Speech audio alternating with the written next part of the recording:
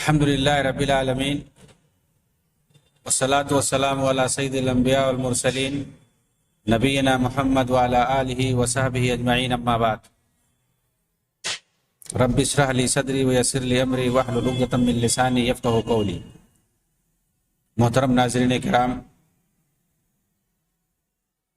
احباب گرامی اور دیگر سامعین، آپ کے سامنے اخوان المسلمون کے بانی حسن بننا کے تصوفانہ افکار پر گفتگو چل رہی تھی، اور اس میں میں یہ بتا رہا تھا کہ کس طرح سے یہ جشن عید میلاد النبی شان و شوکت سے مناتے تھے۔ ربیع الاول کا مہینہ شروع ہوتے ہی یہ مزاروں اور خانقاہوں میں چلے جاتے تھے اور دن اور رات ایک کر دیتے تھے۔ کیسے کفریہ اور شرکیہ قصائد اور مدحیہ اور نعتیہ قصائد یہ گنگناتے تھے اور اپنے ساتھ دوسروں کو لے کر کے ریلیوں میں نکلتے تھے۔ ان تمام چیزوں سے آپ کے سامنے یہ ثابت ہو جائے گا کہ حسن بننا ایک غالی اور کٹر صوفی اور قبوری تھے۔ اس کے باوجود آج کے کچھ سیاسی اسلام کے دلدادے کہتے پھرتے ہیں کہ حسن بننا سلفی تھے، اور اصرار سے کہتے ہیں کہ وہ سلفی تھے۔ اصل میں انہوں نے خود یہاں گڑبڑ کیا ہے کہ ہماری جو جماعت ہے هذه الجماعة سلفیہ صوفیہ، یعنی انہوں نے خود اس میں ڈھونگ رچا ہے، عیاری سے کام لیا ہے، اس وجہ سے ان کے مرید کہتے ہیں ایسا۔ صوفی کبھی سلفی نہیں ہو سکتا، اور صوفیت کو سلفیت سے کبھی جوڑا نہیں جا سکتا، اور انہوں نے دونوں جوڑ کے ایک کر دیا، جبکہ سلفیت سے ان کا دور سے بھی کوئی واسطہ نہیں تھا، اور ان کے مرید ان کو کہتے ہیں کہ وہ صوفی تھے، وہ سلفی کٹر تھے۔ یقین مانیے اس وقت نوجوانان ملت کے سامنے جو اخوانی حسن بننا کو سلفیت کے ریشمی کپڑے میں پیش کرتے ہیں، ان کا یہ عمل اس سے کہیں بڑھ کر گھناؤنا ہے۔ جس طرح بہت سے اسلام دشمن جمال الدین ماسونی کو سلفی دائی اور اسلام کا ہیرو بنا کر مسلمانوں کے سامنے پیش کرتے ہیں، تاکہ ان کے کفریہ، الہادی اور رافضی افکار و نظریات سے ہمارے عقائد اور دین کی بنیادوں کو کھوکھلا کر دیں۔ چنانچہ ایک اخوانی ابن تیمیہ اور حسن بننا کے عنوان سے کتاب لے کر آتا ہے، دوسرا سرفرہ محمد بن عبد الوہاب اور حسن بننا کے عنوان سے دوسری کتاب لکھ کر مارکیٹ میں ڈال دیتا ہے، تیسرا عقل کا مارا سلفیت و حسن البنا کے عنوان سے ایک مقالہ لکھ کر سوشل میڈیا میں پھیلا دیتا ہے، جبکہ مذکورہ شخصیتوں اور حسن بننا کے درمیان دور کا بھی واسطہ نہیں ہے۔ چاہے وہ محمد بن عبد الوہاب ہوں یا شیخ الاسلام ابن تیمیہ ہوں، ان کے افکار سے حسن بننا کا دور کا بھی واسطہ نہیں ہے۔ حسن بننا کا اگر تعلق ہے تو جمال الدین افغانی ماسونی سے ہے، شیخ محمد ابدا انگریزی پٹھو سے ہے، اور اسی طرح سے سید رشید رضا سے ہے، جنہوں نے صحابہ کے خلاف پورا الزام اور مقدمہ بنا دیا ہے گڑھ کر کے، ان لوگوں سے ہے۔ سید قطب کا تعلق قاسم امین سے ہے، سید قطب کا تعلق طہا حسین سے ہے، سید قطب کا تعلق مصطفیٰ کامل سے ہے، جو سیاسی لیڈران تھے، محمد فرید سے ہے۔ ان کا تعلق محمد بن عبد الوہاب اور ابن تیمیہ اور ابن قیم سے نہیں ہے۔ ان کے افکار و نظریات وہ نہیں تھے جن افکار و نظریات کے حامل حسن بننا تھے۔ ہم کیسے مان لیں؟ ان سے جوڑنے کی کیسے جرات کی جاتی ہے؟ کبھی نہیں ہم کر سکتے، ان سے ہم نہیں جوڑ سکتے ہیں ان کو۔ ان کے عقائد میں اور ان کے عقائد میں آسمان اور زمین کا فرق ہے۔ اسماء اور صفات کے بارے میں ابن قیم اور ابن تیمیہ نے اور شیخ الاسلام محمد عبد الوہاب نے جو چیزیں لکھ دی ہیں صاف صاف، سلف صالحین کا، صحابہ کرام کا جو نظریہ بیان کر دیا ہے کہ ان کا کیا عقیدہ تھا، حسن بننا ان کو مانتے ہی نہیں ہیں۔ ہم عقیدے کے بحث میں جب آئیں گے اسماء اور صفات کے بارے میں تو بتائیں گے کہ حسن بننا کا کیا عقیدہ تھا۔ ان عقیدوں سے مذکورہ علماء کا کوئی تعلق نہیں ہے۔ مذکورہ ائمہ کا کوئی تعلق نہیں ہے، کبھی نہیں ہم ملا سکتے ہیں۔ اسی طرح حسن بننا اور سلفیت میں وہی فرق ہے جو فرق آسمان اور زمین میں ہے، اور جو فرق اونٹ اور اس کی میگنی میں ہے۔ ہم صاف صاف کہہ سکتے ہیں سلفیت کا جو ہے واسطہ جا کر کے جوڑا جاتا ہے حسن بننا سے۔ یہ سلفیت کا نعرہ آپ کو صرف جزیرۃ العرب میں ملے گا، لیکن جب آپ بر صغیر ہند و پاک کا رخ کریں گے تو یہاں کے تحریکی اور صوفی انہیں صوفی بنا کر پیش کر دیتے ہیں۔ جزیرۃ العرب میں سلفی کہتے ہیں ان کو، اور یہاں لاتے ہیں تو ان کو صوفی بنا دیتے ہیں۔ چنانچہ یہاں آپ کو بر صغیر ہند و پاک میں آپ کو مضمون ملے گا، کتابیں ملیں گی صوفیت و حسن بننا کے نام سے۔ لیکن اگر آپ تیسری طرف جائیے، ایران کی طرف رخ کیجئے، وہاں آپ کو وہاں کے لوگ شیعہ رافضی حسن بننا کو شیعہ بنا کر پیش کرتے ہیں، اور وہاں آپ کو کتاب دکھائیں گے موقف علماء المسلمین من الشیعہ والثورۃ الشیعیہ۔ یہ کتاب جس کو رافضیوں نے لکھا ہے کہ علماء اہل سنت کا اسلامی انقلاب جسے خمینی نے بغاوت کے ذریعے سے قائم کیا تھا، اس تعلق سے علماء اسلاف، علماء اہل سنت کا کیا موقف ہے، تو اس میں ساری اخوانیوں کا موقف ذکر کریں گے، کیونکہ انہی لوگوں نے ان کی تائید کی ہے۔ آپ اس کتاب کو پڑھیے، بہت بڑی کتاب ہے یہ، شیعوں نے اس کو لکھا ہے موقف علماء المسلمین من الشیعہ والثورۃ الشیعیہ۔ اس کے 15,000 نسخے صرف ایران میں چھپ کر بانٹے گئے، اس کو چھاپا گیا اور 15,000 نسخوں بانٹا گیا، عربی کتاب ہے۔ آپ کو اس کے اندر ایک بھی سلفی عالم کا نام نہیں ملے گا، ابن تیمیہ کا نام نہیں دکھے گا، ابن قیم کا نام نہیں دکھے گا، محمد بن عبد الوہاب کا نام نہیں دکھے گا، اور جو معاصر علماء سلف ہیں، معاصر جو سلفی علماء ہیں، کسی کا نام آپ کو نہیں دکھے گا۔ ابن باز ہے، ابن عثیمین ہے، علامہ البانی ہے، اور جو دوسرے ممالک کے جو سلفی علماء ہیں، کسی کا آپ کو نام نہیں دکھے گا۔ اس کا دکھے گا سب اخوانی علماء کا نام دکھے گا، انہی کو انہوں نے علماء مسلمین اور علماء اہل سنت کہا ہے۔ تو ایران میں جب جائیں گے آپ تو حسن بننا کو شیعہ بنا کر کے دکھایا جاتا ہے۔ یہ بر صغیر ہند و پاک میں آئیں گے تو یہاں پر صوفی بنا کے دکھایا جاتا ہے، عرب میں جائیں گے تو سلفی بنا کے دکھایا جاتا ہے۔ یہ ان کی حالت بنا رکھی ہے لوگوں نے۔ چوتھی طرف جب آپ یورپ کی طرف جائیں گے تو وہاں کے اخوانی حسن بننا کو نصارہ کا ہمدرد اور لچکدار بنا کر پیش کریں گے۔ چنانچہ وہاں کے اخوانی نصارہ کی مجلسوں میں، ان کے گرجا گھروں میں، مختلف دینی محفلوں میں حاضری دیتے ہیں۔ یہی وجہ ہے کہ اخوان المسلمین کی سربراہی کمیٹی میں 3 عیسائی تھے۔ پارلیمانی انتخاب کے موقع پر حسن بننا کا سیکریٹری ایک نصرانی تھا، ایک عیسائی تھا۔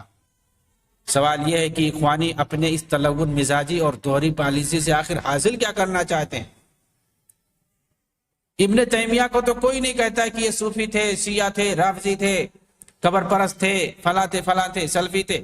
ان کو ایک ہی سب جانتے ہیں کہ وہ پکے اور کٹر سلفی تھے۔ ابن قیم کو بھی ایسے ہی جانا جاتا ہے، محمد بن عبد الوہاب کو بھی ایسے ہی جانا جاتا ہے۔ آج کے جو معاصر سلفی علماء ہیں ان کو بھی یہی سمجھا جاتا ہے۔ آخر ان کو کیوں مختلف طرح سے لوگ دیکھتے ہیں؟ کبھی کوئی صوفی کہتا ہے، کوئی سلفی کہتا ہے، کوئی شیعہ کہتا ہے، کوئی کچھ کہتا ہے، کوئی کچھ کہتا ہے، کوئی یہودیوں کا ہمدرد کہتا ہے، کوئی عیسائیوں کا ہمدرد کہتا ہے۔ انہوں نے ثابت کیا اپنے عمل سے، اپنے کردار سے، اپنی کتابوں میں لکھ کر، اپنی تحریر سے سب ثابت کیا۔ وہ ساری چیزیں ہم پیش کر دیں گے کہ کیسے انہوں نے ثابت کیا اپنی تحریروں سے، اپنے عمل سے، اپنے کردار سے، کہ انہیں یہودیوں کا ہمدرد سمجھا جاتا ہے، عیسائیوں کا ہمدرد سمجھا جاتا ہے، شیعوں کا تو سب سے بڑا ہمدرد سمجھا جاتا ہے، صوفیوں میں یہ سب سے زیادہ مقبول ہیں۔ اور یہ بتا دوں آپ کو کہ مسلمانوں میں سب سے بڑا جو گروپ ہے وہ صوفیوں کا ہے۔ ان کو کبھی یہ ناراض نہیں کر سکتے ہیں، اسی لیے یہ سب سے بڑے صوفی دکھتے ہیں۔ سعید ہوا جو اخوانیوں میں ایک بہت بڑے عالم مانے جاتے ہیں، ان کی کتاب ہے جولات فی الفقہین الکبیر والاکبر، جولات، اس کے اندر جولہ نمبر 8 میں صفحہ 154 کے اندر لکھتے ہیں اخوان المسلمین ایک صوفی تحریک تھی، یہ اعتراف کر رہے ہیں سلفی تحریک نہیں تھی۔ حسن بنا نے تو کہا ہے کہ حاذی الحرکہ صوفیہ سلفیہ، کہ ہماری جو تحریک ہے یہ صوفی سلفی ہے، لیکن سعید ہوا کہہ رہے ہیں کہ یہ خالص ایک صوفی تحریک تھی۔ آخر اب کس کی بات مانی جائے؟ کہہ رہے ہیں جس نے تصوف کے سلبی پہلوؤں کو چھوڑ کر باقی مثبت پہلوؤں کو لے لیا ہے۔ سعید ہوا کی یہ بات محض حسن بنا کے صوفی چہرے کو سلفیت کے رنگ میں رکھنے کے سوا اور کوئی مقصد نہیں۔ یہ کہہ دیں حسن بنا نے جو بات کہہ دی ہے سلفیہ صوفیہ کی، صوفی بھی ہے سلفی بھی ہے، اس کے اندر تطبیق دے رہے ہیں کہ کیسے دونوں مل جاتے ہیں آخر۔ اس وجہ سے انہوں نے یہ بات کہی ہے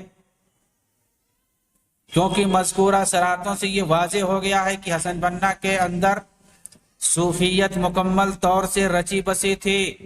جو عقائد یہ رکھتے تھے اور جو حرکتیں کرتے تھے مزاروں پہ جا کر کے، خانقاہوں پہ جا کر کے، اور جو یہ جشن و جلوس مناتے تھے، ان تمام حرکتوں سے اور جو عقیدے رکھتے تھے، جو قصیدے پڑھتے تھے صوفیوں کے، آخر ان سے کیا لگتا ہے کوئی سلفی اس طرح سے پڑھ سکتا ہے؟ اس طرح کا عقیدہ کوئی سلفی رکھ سکتا ہے؟ بالکل نہیں رکھ سکتا ہے۔ تو ان کا یہ کہنا کہ سلبی پہلوؤں کو چھوڑ کر کے مثبت پہلوؤں کو لیا تھا حسن بنا نے، یہ کیا معنی رکھتا ہے؟ یہ کہاں تک صحیح ہے؟ کم سے کم یہ تو ثابت یہ کر رہے ہیں کہ صوفیوں کے یہاں سلبی پہلو بھی ہے، ان کے یہاں خرافات بھی ہے۔ صوفی جب خراب ہے، خرافاتی ہے، تو وہاں پر جاتے کیوں ہیں؟ مثبت پہلو تو ہر ایک یہاں مل جائے گا، کہاں نہیں ملے گا؟ وہ ہر مسلک، ہر جماعت، ہر تحریک، بلکہ ہر دین دھرم میں آپ کو مثبت پہلو کچھ نہ کچھ مل جائے گا۔ تو وہاں پہ جا کر کے ان سے مثبت پہلو لیں گے، آپ ان کے رنگ میں آپ جائیں گے رکھنے کے لیے۔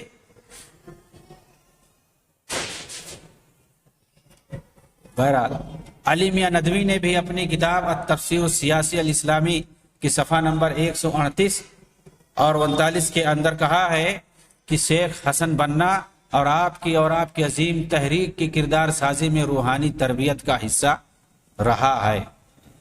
روحانی تربیت کے لیے یہ تصوف کے اندر گئے تھے، اپنی جماعت کے بچوں کو روحانی تربیت سکھانے کے لیے انہوں نے وہ اختیار کیا تھا۔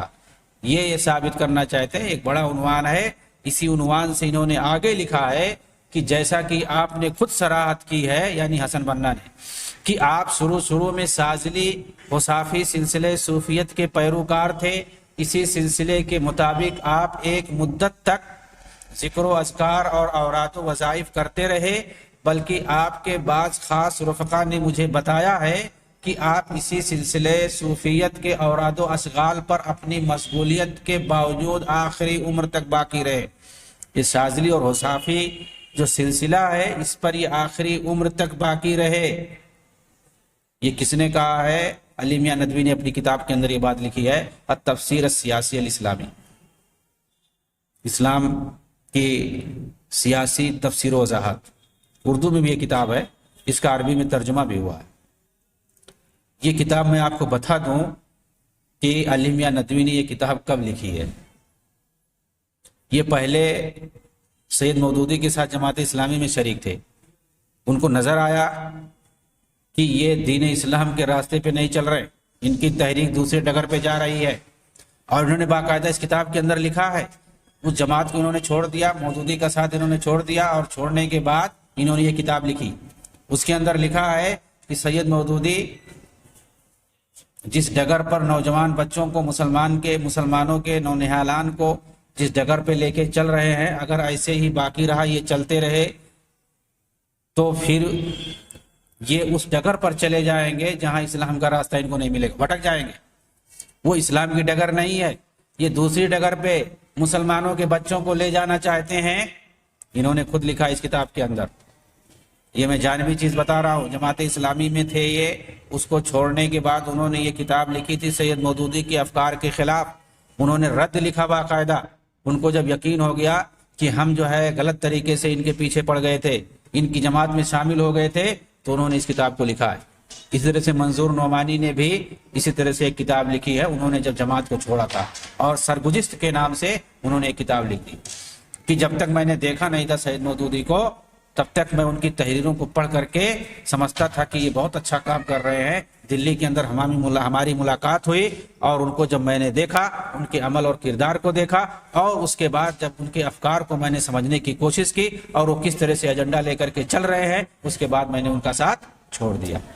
اور انہوں نے پوری تفصیل لکھی ہے، آئے گی بات تو کبھی انشاءاللہ تفصیل سے اس پر بتائیں گے سید مودودی کے تعلق سے۔ تو یہ علی میاں ندوی جو کہ دیوبندی عالم ہے، ان کی بڑی قدر ہے، ان کے بارے میں ہمیں گفتگو نہیں کرنی ہے، بس یہ کہ انہوں نے اس کتاب کے اندر حسن بنا کے تعلق سے کیا لکھا۔ انہوں نے صفائی پیش کی ایک طرح سے کہ وہ تصوف سے جڑے تھے، مصافی سلسلے کے اندر گئے تھے، وہاں گئے تھے روحانی تربیت حاصل کرنے کے لیے، ٹھیک ہے، روحانی تربیت حاصل کرنے کے لیے گئے تھے، تو کیا روحانی تربیت اسلام کے خلاف عقیدہ رکھنے کا نام ہے؟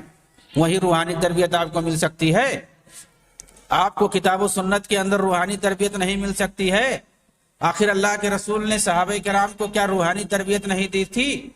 روحانی تربیت دینے کا نتیجہ ہی تھا کہ وہ لوگ پہلے جاہلیت کے دور میں کتنے اکھڑ تھے، پھر اس کے بعد کس طرح سے ان کے دل کی صفائی ہو گئی، اور انہوں نے معمولی مدت میں کس طرح سے دنیا پر قبضہ کر لیا، اپنے اخلاق کو پیش کر کے، اپنے دین کو پیش کر کے، اپنے عقیدے کو پیش کر کے تمام جاہلی رسم و رواج کا خاتمہ کر دیا۔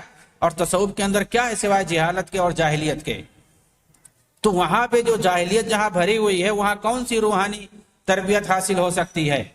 جہاں پر بدعقیدگیاں سکھائی جاتی ہیں، اسماء اور صفات کے خلاف ساری باتیں بتائی جاتی ہیں، اللہ اور اس کے رسول کے خلاف غلط عقیدے جہاں بتائے جاتے ہیں، آخر کون سی کتاب و سنت کی تعلیم وہاں دی جاتی ہے کہ ہم اس کو کہیں یہاں روحانی تربیت کے لیے فلاں آدمی گیا تھا، جو زندگی کی آخری عمر تک جس کو نہ چھوڑے اور وہی شرکیہ اور کفریہ اور اوراد و وظائف کو گاتا رہے، گنگناتا رہے، اس کو ہم کہیں گے روحانی تصوف یا روحانی تربیت؟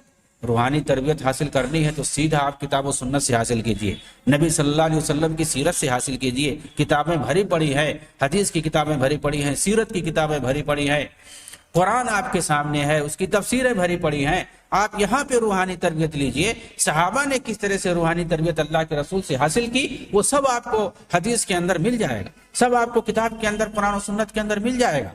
کتاب الشمائل آخر کسے کہتے ہیں؟ کتاب الاخلاق، کتاب الاداب، جو محدثین نے باب باندھے ہوئے ہیں اپنی حدیث کی کتابوں کے اندر، وہاں پہ آخر کون سی چیزیں بتائی گئی ہیں؟ نبی صلی اللہ علیہ وسلم کی پاک سیرت بتائی گئی ہے، آپ کے تعامل اور آپ کے اعمال کو بتائے گئے ہیں کہ آپ کیسے پیش آتے تھے، صحابہ کرام سے کیسے پیش آتے تھے، اپنے دوستوں اور ساتھیوں سے کیسے پیش آتے تھے، اپنے گھر والوں کے ساتھ کیسے پیش آتے تھے، اپنے بال بچوں کے ساتھ کیسے پیش آتے تھے، عورتوں کے ساتھ کیسے پیش آتے تھے، مردوں اور بچوں کے ساتھ کیسے پیش آتے تھے، حتیٰ کہ آپ کافروں کے ساتھ، دشمنوں کے ساتھ اپنے کیسے پیش آتے تھے، یہود و نصارہ کے ساتھ کیسے پیش آتے تھے، منافقوں کے ساتھ کیسے پیش آتے تھے، جنگوں کے اندر کیسے دشمنوں کے ساتھ پیش آتے تھے، ساری باتوں کو اس میں بیان کر دیا گیا حدیث کی کتابوں میں۔ وہاں آپ کو روحانی تربیت آپ کو ملے گی، وہاں آپ کو یہ ساری چیزیں ملے گی کہ ہمیں اس زمانے میں اپنے جو ہے ماحول میں جہاں ہم رہتے ہیں، جس سماج میں ہم رہتے ہیں، وہاں مختلف طریقے سے ہمارے رشتے ہوتے ہیں، مختلف طریقے سے ہمارا تعلقات ہوتا ہے، ہم یہاں جو ہے کیسے ان لوگوں سے اپنا تعلق رکھیں،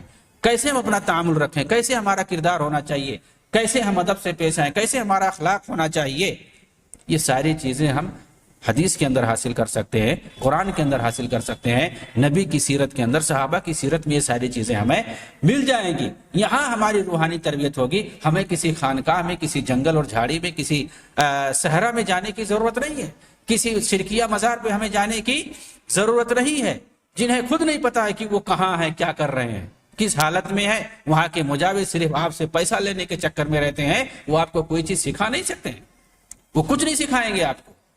آپ وہاں جا کر کے چڑھاوا نہیں چڑھائیں گے تو آپ کو لات مار کے بھگا دیا جائے گا۔ وہ لوگ آپ کو سکھائیں گے، دین سکھائیں گے، روحانی تربیت آپ کی کریں گے، آپ کی عاقبت کو برباد کریں گے، آخرت کو برباد کریں گے، اس کے علاوہ اور کچھ نہیں برباد کریں گے۔ وہ کچھ نہیں کر سکتے، صرف اور صرف آپ کی آخرت برباد ہوگی اور آپ کا دنیا بھی برباد، سب برباد ہوگی وہاں جانے سے۔ وہاں جانے سے روحانی تربیت نہیں ملے گی۔ انہوں نے کیوں ایسی بات کہی؟ اس لیے کہ یہ خود متصوف تھے، یہ خود صوفی تھے۔ یہ خود صوفی تھے، اس لیے ایسی بات یہ کہہ رہے ہیں۔ حسن بنا نے اپنے رسالہ الماسورات، ماسورات ان کی ایک کتاب ہے چھوٹی سی، اس کے اندر دعاء الوظیفہ کے نام سے محفل منعقد کرنے کی دعوت کا ذکر کیا ہے، جو کہ صوفیوں کے بدعتی محفلوں میں سے مانا جاتا ہے، دعاء الوظیفہ۔ اور سعید ہوا نے بھی اپنی کتاب تربیتہم الروحیہ صفحہ 172 کے اندر صوفیت کے ثبوت میں اپنی مذمومہ دلیلوں کے ذکر کرنے کے بعد لکھا، کیا لکھا؟ حسن بنا، استاد حسن بنا نے ذکر کے لیے یومیہ اجتماع کو آداب مسلم کا ایک حصہ بتایا۔ ذکر کے لیے یومیہ اجتماع ہونا چاہیے، یہ مسلمان کی زندگی کا ایک حصہ ہے، اور اس کے لیے وظیفہ کبریٰ اور وظیفہ صغریٰ کا طریقہ بتایا۔ یہ وظیفہ کا دو طریقہ، ایک کبریٰ اور ایک صغریٰ، ان دونوں کو کرنا چاہیے ایک مسلمان کو۔ یہ کہاں سے بھائی کبریٰ اور صغریٰ کہاں سے نکال کے لائے؟ اور اس کے اندر جو اوراد و وظائف ہیں، کون سی قرآن اور حدیث میں لکھا ہوا ہے؟ کیا ہمارے لیے کتاب و سنت کافی نہیں ہے؟ جو اوراد اور وظائف، جو دعائیں معصور ہیں، کتاب و سنت کے اندر منقول ہیں، پہلے وہ تو آپ یاد کر لیں، سینکڑوں میں ہے، وہ تو یاد نہیں ہے، اور صوفیوں کے چکر میں جا کر کے ان کو رٹ رہے ہیں، جن کا معنی مطلب کچھ نہیں سمجھ میں آ رہا ہے، جس کے اندر کفر اور شرک بھرا ہوا ہے۔ اور کتاب اور سنت کے اندر، قرآن کے اندر بھرے ہوئے ہیں، دعائیں بھری ہوئی ہیں، آپ کو سینکڑوں دعائیں مل جائیں گی، اس کو نہیں آپ یاد کر پائیں گے، اس کو نہیں آپ پڑھ پائیں گے، اس کو نہیں فرصت ملے گی آپ کو پڑھنے سے، اور جا رہے خرافات پڑھنے کے لیے، اور اس کو کبریٰ اور صغریٰ میں تقسیم کر رہے ہیں کہ یہ وظیفہ کبریٰ یعنی بڑا وظیفہ ہے، اور یہ وظیفہ صغریٰ یعنی چھوٹا وظیفہ۔ اگر آپ کو یہ کرنے کی فرصت نہیں ہے تو اس کو کرو، یہ نہیں کرنے کی فرصت ہے، اگر آپ کے پاس فرصت ہے، آپ کے پاس وقت ہے، تو وظیفہ کبریٰ کو پکڑ لو۔ اس طرح کی بات سکھاتے تھے کون؟ حسن بنا سکھاتے تھے۔ شیخ صالح الفوزان نے اپنی کتاب حقیقت التصوف 28 کے اندر لکھا ہے کہ صوفی انہی اذکار و اوراد اور وظائف کی پابندی کرتے ہیں جنہیں ان کے شیوخ نے بنا کر ان کے سامنے پیش کر دیا، انہی کی وہ پابند ہوتے ہیں، اور انہی کے ذریعے وہ اپنی عبادتیں انجام دیتے ہیں، بلکہ انہیں وہ تلاوت کلام پاک پر بھی فوقیت دیتے ہیں، یعنی ان وظائف اور اوراد کو تلاوت کلام پاک پر فوقیت دیتے ہیں، اور اسی کو وہ خواص کا ذکر کہتے ہیں۔ یہ خواص کا ذکر ہے، اور یہ جو قرآن اور حدیث پڑھتے ہیں، ان کے اندر جو دعائیں ہیں، وہ جو لوگ پڑھتے ہیں وہ عوام کا ہے، وہ عوام کا ذکر ہے، اور جو اذکار اوراد ہم پڑھتے ہیں خواص کا۔ یہ خواص والا تم نے کہاں سے لایا؟ ہم تو نبی والا پڑھ رہے ہیں، اللہ والا پڑھ رہے ہیں، قرآن کی بات پڑھ رہے ہیں، اس میں جو دعا لکھی ہوئی اللہ نے ہمیں سکھایا ہے، اور حدیثوں میں جو اللہ کے رسول نے ہمیں سکھایا ہے، ہم وہ پڑھ رہے ہیں، تو یہ عوام والا ہو گیا۔ اور تم جو پڑھ رہے ہو وہ خواص والا بتا رہے ہو، بھائی یہ کہاں سے آیا؟ کہ تمہارا کس نے بتایا ہے؟ آخر یہ تو قرآن اور حدیث میں نہیں ملتا ہے، کہ تمہارا کس نے بتایا، اس کو تم خواص والا کہہ رہے ہو، اس کی اہمیت دے رہے ہو، اور یہ عوام والا بتا کر کے اس کو ڈسگریس کر رہے ہو، اس کی بے عزتی کر رہے ہو۔ تو یہ صوفیوں کی حالت ہے۔ صالح الفوزان نے یہ بات لکھی ہے کہ یہ لوگ قرآن پاک کی تلاوت پر ان اوراد کو اہمیت دیتے ہیں، اور کہتے ہیں کہ یہ خواص کا ذکر ہے، اور جو قرآن حدیث میں جو دعائیں ہیں، جو اوراد و وظائف بتائے گئے ہیں، وہ کیا ہے؟ وہ عوام کی، وہ عوام کی ہیں، عام لوگ اس کو پڑھتے لکھتے ہیں، پڑھتے ہیں، سنتے ہیں، اور یہ ہم لوگوں کے خاص ذکر ہے، جس کا کوئی ثبوت نہیں، جس کا کوئی پرمان نہیں، کچھ پتہ نہیں کہ کس کا ہے، پڑھ رہے ہیں۔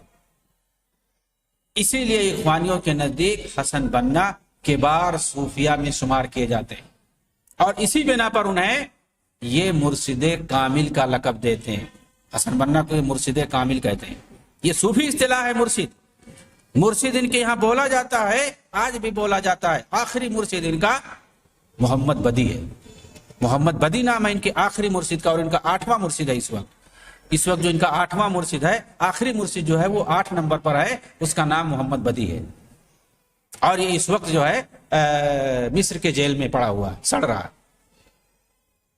تو یہ مرشد کی اصطلاح جو ہے صوفیوں کی اصطلاح ہے، اور حسن بنا کے لوگ مرشد کامل کہتے ہیں، یعنی کامل نبوت کا وارث۔ صوفی اصطلاح میں مرشد کامل کہتے ہیں جو کامل نبوت کا وارث بن جائے، نبوت کا جو وارث بن جائے اس کو یہ لوگ بولتے ہیں کامل، مرشد کامل. جیسا کہ اخوانی سعید ہوا نے اپنی کتاب کے اندر تربیت عمر روحیہ صفحہ 159 میں لکھا ہے، اس کی صراحت کی ہے کہ مرشد کامل کا مطلب ہوتا ہے نبوت کا کامل وارث. یہ ہم اپنی طرف سے نہیں کہہ رہے، یہی لوگ سمجھا رہے ہیں کہ مرشد کامل کا مطلب کیا ہوتا ہے. اور جو بعد میں بنے مرشد صاحب وہ ناقص ہیں، وہ کامل وارث نہیں ہے، ناقص ہیں گویا. اس لیے کہ ان کو کامل نہیں بولتے، صرف مرشد کہتے ہیں. جب مرشد محمد بدی، اس سے پہلے مہدی عاکف، اس سے پہلے مصطفیٰ مشہور، اس سے پہلے حسن حزیبی، کئی ایک ہیں ان کے، حامد ابو النصر. تو یہ اس وقت جو حسن بننا سے لے کر کے آج تک ان کے 8 مرشد ہو چکے ہیں. 7 صرف مرشد ہیں اور ایک جو ہے مرشد کامل جو حسن بننا تھے. بعد میں چل کر کے اسی صوفی لقب مرشد کو اخوانیوں نے اپنے رہنماؤں کے لیے لقب کے طور پر استعمال کرنا شروع کر دیا. جیسا کہ سعید ہوا نے اپنی کتاب تربیت عمر روحیہ کی صفحہ 21 میں کہا ہے، مرشد کامل کی اصطلاح صوفیوں کی ہے اور اس لقب کے حامل ہمارے استاد حسن بننا صرف تھے. اس کا اعتراف کے بعد صوفیہ نے کیا. اسی طرح آپ مجدد بھی تھے اور آپ کے نائبین آپ کے حقیقی جانشین ہیں. مذکورہ کتاب کے اندر صفحہ 17 پر سعید ہوا نے کہا، معاصر اسلامی تحریک یعنی اخوان المسلمون نے اجمالی طور پر فکری اور اخلاقی ہر اعتبار سے صوفی تربیت پر اعتماد کیا. فکری اور اخلاقی ہر اعتبار سے، فکری بولے تو عقیدے کے اعتبار سے، اخلاقی بولے تو آداب و اطوار کے اعتبار سے. اب آپ سمجھ سکتے ہیں کہ صوفیوں کے عادات و اطوار کیا ہوتے ہیں، کتنے غلیظ ہوتے ہیں. آپ کو دیکھنا ہے تو میں نے جیسا کہ ذکر کیا، احسان الہی ظہیر کی کتاب میں جا کر کے دیکھ لیں. تصوف کے بارے میں جو انہوں نے کتاب لکھ دی ہے، ان کی حالتوں کو جو بیان کر دیا. عربی کتابوں میں تو بہت مل جائے گی، اردو کتابوں میں اگر ان کی حقیقت کو جاننا ہے تو احسان الہی ظہیر کے پاس چلے جائیں. انہوں نے ان کے بارے میں لکھ دیا ہے، کتنے گندے افکار و اطوار تھے، عادات تھے ان کے. تو یہ کیا کہہ رہے ہیں سعید ہوا کہ فکری یعنی عقیدے میں اور اخلاقی عادات و اطوار میں ہر اعتبار سے صوفی تربیت پر اعتماد کیا ہے حسن بننا نے. جیسا کہ استاد حسن بننا نے اپنی کتاب رسالت التعلیم کے اندر ذکر کیا ہے کہ یہ تحریک کیسے کچھ مرحلوں میں صوفی ہے اور کچھ پہلو کے حساب سے سلفی ہے. تو جن مرحلوں میں صوفی ہے ان مرحلوں کا انہوں نے ذکر کیا ہے کہ ایسے ایسے جو ہے یہ ہماری جو تحریک ہے صوفی بنتی ہے، عقیدے کے اعتبار سے، فکر کے اعتبار سے اور عادات و اطوار کے اعتبار سے، اور ایسے ایسے ہماری جو تحریک ہے وہ سلفی ہے. اگلے صفحہ پر لکھتے ہیں کہ ہمیں ساتھ ہی یہ بھی جاننا چاہیے کہ حقیقت میں صوفیت وہی ہے جسے حسن بننا نے اپنی دعوت میں پیش کیا ہے. یہ حقیقی صوفیت ہے. انہوں نے یہ بات کہی ہے. تو ہمیں اسے کیا پتا چلا کہ حسن بننا کس طرح سے تصوف میں ڈوبے ہوئے تھے، فکری اعتبار سے، عقیدے کے اعتبار سے، عادات و اطوار کے اعتبار سے. چنانچہ وہ سارا کام کرتے تھے جو صوفیہ کرتے ہیں. یہ باقاعدہ قاہرہ کو چھوڑ کر کے چلے جاتے تھے، دمنہور علاقے میں چلے جاتے تھے، اور وہاں پہ جو خانقاہ اور مزارات ہوتے تھے صحرائی علاقوں میں، وہاں پر جاتے تھے، رات بھر گزارتے تھے. اور ربیع الاول کے مہینے میں تو جاتے تھے، تقریباً آدھا مہینہ وہاں رہتے تھے، پڑے رہتے تھے، اور ان کے جلسے جلوس میں شریک ہوتے تھے، آگے رہتے تھے. حضرہ جو ہوتا ہے یعنی جو مجلس محفل میلاد جو منعقد کرتے ہیں اس میں حاضر رہتے تھے، اور اس میں جو ہے شرکیہ اور کفریہ نعت پڑھتے تھے، باقاعدہ شرکیہ اشعار اور قصائد گنگناتے تھے، جیسا کہ خود ان کے بھائی عبد الرحمن بننا کے زبانی ساری باتیں بتائی گئی. تو یہ پورے طور سے صوفی تھے، اور تصوف کے لبادے میں کس طرح سے تحریک انہوں نے پیدا کی اور پھر اس تحریک کے ذریعے سے پورے عالم اسلام میں اپنے جو ہے خرافات کو پھیلایا ہے. یہ ایک پہلو ہے، یہ تصوف کا یہ مطلب ان کی تحریک کا ایک پہلو ہے، تصوفانہ مزاج. اور اس کے ذریعے سے جو خرافات انہوں نے پھیلایا، ان کے مریدوں نے جس طرح سے پھیلایا، اس کے علاوہ اور کیا کیا پہلو ہیں اس تحریک کے، وہ سب انشاءاللہ بتایا جائے گا. اللہ تعالیٰ ان کے مکر و دجل سے عالم اسلامی کو بچائے، مسلمانوں کو بچائے. آمین. وآخر دعوانا ان الحمدللہ رب العالمین. والسلام علیکم ورحمۃ اللہ وبرکاتہ.